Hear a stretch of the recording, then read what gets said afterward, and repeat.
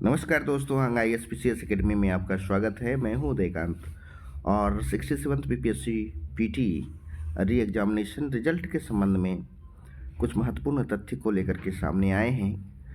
दोस्तों, जब से ही यह वैकेंसी आई तब से लेकर के आज तक ये विवाद में ही बना हुआ है और पता नहीं कितने दिनों तक और ये विवाद में बना रहेगा। इसमें साफ तौर पर आप देख सकते हैं कि आयोग ने जिस प्रकार से अव्यावहारिक तरीके से अपना रुख अपनाया है, साथ ही साथ बीपीएससी का जो अड़ियल पूर्ण रवैया रहा है, तानाशाही, वह एक तरीके से लोकतांत्रिक देश में बिल्कुल ही अशोभनीय है। और इसके प्रति जितने भी जन सामान्य लोगों के साथ साथ जो बीपीएससी के एस्पिरेंट हैं, भावी एग्ज़ाम देने वाले या तो जो एग्ज़ाम में असफल हुए हैं या जो जो एग्ज़ाम में पीटी क्वालिफाई किए हैं, उन सारे लोगों के लिए एक महत्वपूर्ण आंदोलन है। जब किसी भी सरकार और संस्था को आप ऐसे ही तानाशाही पूर्ण व्यवहार करने के लिए आप छोड़ देते हैं, तो निश्चित ही वो अपने आप में वो खुद एक तानाशाह के रूप में सामने आते हैं। तो लोकतांत्रिक प्रक्रिया से शांतिपूर्ण तरीके से गांधीवादी सत्याग्रह के तरह आप आंदोलन करें, यह आपका अधिकार है। और सत्य के साथ आग्रह, गांधी जी के बारे में आपको पता ही है कि गांधी जी ने जितने भी मूवमेंट चलाया और जो सफलता मिली उन्हें, तो वो सत्य के साथ आग्रह था। तो आप बिल्कुल सत्य के साथ खड़े हैं और इसमें आपको सफलता मिलेगी, लेकिन तरीका गांधीवादी ही होना चाहिए। शांतिपूर्ण लोकतांत्रिक तरीके से सरकार के सामने, आयोग के सामने आप डिमांड रखें, आपका मांग जायज़ है। और जहाँ तक तथ्य की बात है कि क्या प्रूफ है कि एग्ज़ाम में धांधली हुई है, तो देखिए, अब जिसका ट्रैक रिकॉर्ड पहले ही गड़बड़ हो, उन्हें प्रूफ देने के बारे में कहना ये सबसे पहले अनुचित लगता है। खैर, जब प्रूफ की ही बात है तो आपका जो 9 क्वेश्चन जो बताया जा रहा है, और मेरे अनुसार तो 10 से अधिक क्वेश्चन है जो कि बिल्कुल विवादास्पद है, उस पर आपका क्या राय है?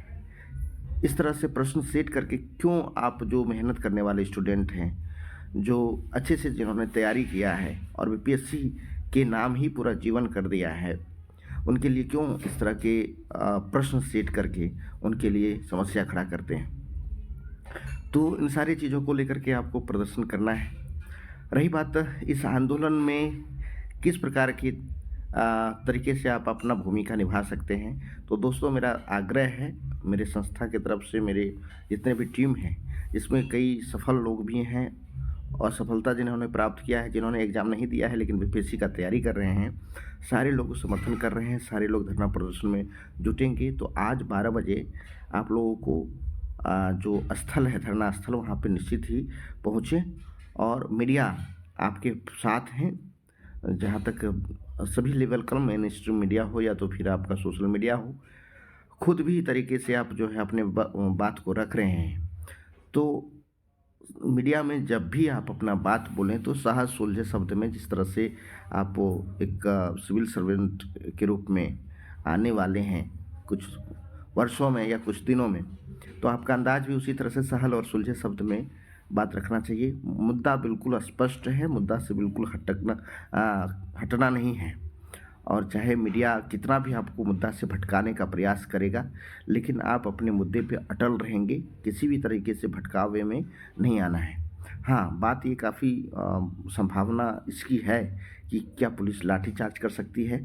बिल्कुल कर सकती है। आपको यह बात वो कानूनी तरीके से जायज़ ठहराने का प्रयास करेंगे कि जो बेली रोड है, वह यहाँ पे किसी भी प्रकार का धरना प्रदर्शन और इस तरह से ग्रुप बना करके आप इकट्ठा नहीं कर सकते हैं, क्योंकि ये हाई प्रोफाइल एरियाज़ है, इस वजह से सिक्योरिटी का मामला है। तो इस बात में ठीक है, डेमोक्रेटिक तरीके से जनता का आंदोलन है, तो आप भी उसी तरीके से अपने बात को सुलझे शब्द में रखेंगे कि बिल्कुल सही बात है, ये हाई प्रोफाइल है, तो हाई प्रोफाइल जगह है, तो वहाँ पे जनता रह रही है, तो उसमें शांतिपूर्ण तरीके से आंदोलन कर रहे हैं, इसमें क्या आपको आपत्ति हो सकती है? और पिछले आंदोलन में देखेंगे कि किस प्रकार से लाठीचार्ज वगैरह किया गया था। तो आप लोग को भागना नहीं है, बिल्कुल बैठ के एक जगह पे आराम से चाहे तरह से कहें आप भारत के बारे में नारा लगा सकते हैं, भारत माता की जय वगैरह और सब भी, लेकिन अपना विरोध प्रदर्शन करें, आपका जो डिमांड है, और झंडा अवश्य रखें और आराम से बैठ के आग्रह करें, कोई दिक्कत नहीं है। लाठी चलाने दें उन्हें, लाठी चलाने का यदि हक मिला हुआ है तो अपने तरीके से करें, लेकिन आपका हक है अपनी मांग को रखना। आपके छात्र नेता को गिरफ्तार भी किया जा सकता है, तो कृपया करके आप उस दौरान बिल्कुल विचलित ना हो। ये सरकार की तरफ से, आयोग की तरफ से, या आप भी ऑफिसर बनेंगे तो इसी तरह की प्रक्रिया अपनाते हैं लोग कि जो मेन हेड होते हैं, नेता होते हैं, उसको गिरफ्तार कर लिया जाए, आंदोलन नेतृत्वहीन हो जाएगा। तो ऐसी स्थिति में आप लोग को खुद को तैयार रहना है। इस तरह की जो सरकार या तो जो भी सोच वहाँ पे प्रशासन का होगा, तो उस एजेंडे पे आप बिल्कुल खरे नहीं उतरेंगे। उनके एजेंडे पे आप अपने एजेंडे पे कायम रहेंगे। और 15 अतिरिक्त रिजल्ट दे करके आयोग ने मुद्दा को उलझाने का प्रयास किया है, तो इसके संबंध में मीडिया के द्वारा सवाल किया जा सकता है, परंतु आप बिल्कुल भी मीडिया के झांसे में नहीं आएंगे और 15 अतिरिक्त रिजल्ट के संबंध में संतुलित और तर्कपूर्ण जवाब देंगे कि आप 113 कट ऑफ, आपका जनरल का 113 कट ऑफ था, ठीक है, और 113 कट ऑफ में आपने एक क्वेश्चन का रिफॉर्म्स किया है, तो आपका कट ऑफ अब क्या हुआ? उस कट ऑफ के 112 होना चाहिए या तो फिर 114 होना चाहिए, तो कुछ तो होगा ना। कट ऑफ आप रिफॉर्म्स किए हैं तो घटना ही है। तो उसमें से कितने लोगों को आपने सिलेक्ट किया है? 15 लोग ही हैं। यहाँ तक चेयरमैन साहब कह रहे थे कि एक कट ऑफ पे 2000 से अधिक स्टूडेंट हैं। तो इन सारी चीज़ों को देखते हुए आपको बात रखनी है। तो कुल मिलाकर के देखा जाए तो यह जितने भी मैंने पॉइंट बिंदु सुझाया है, इन सारी चीज़ों पे काम करें और भी आता रहूँगा। आज के आंदोलन के लिए आपको शुभकामनाएं। शांतिपूर्ण तरीके से आंदोलन करें। बहुत बहुत धन्यवाद।